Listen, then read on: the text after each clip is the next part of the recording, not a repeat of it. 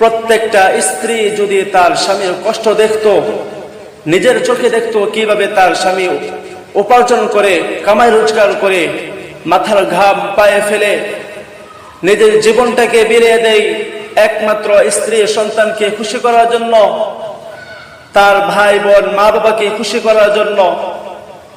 আমাদের অনেক ভাইয়েরা প্রবাসে থাকে, বছরকে বছর তাদের জীবনটাকে বিলিয়ে দিচ্ছে একমাত্র কামাই রোজগারের উপর।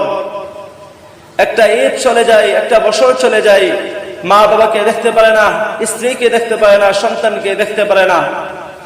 এর চেয়ে বড় কষ্ট আর কি হতে পারে?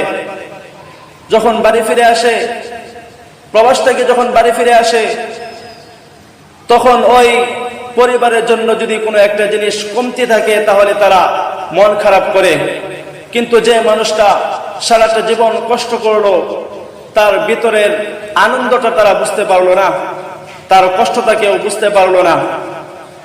একজন বলে আমার জন্য একটা আইফোন আনলা না, আরেকজন বলে আমার জন্য একটা সোনার গয়না আনলা না।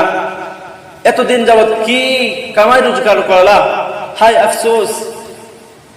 এত কষ্ট করার পরেও, নিজের জীবনটাকে বিলিয়ে দেওয়ার পরেও তার পরিবার সন্তুষ্ট হয় না।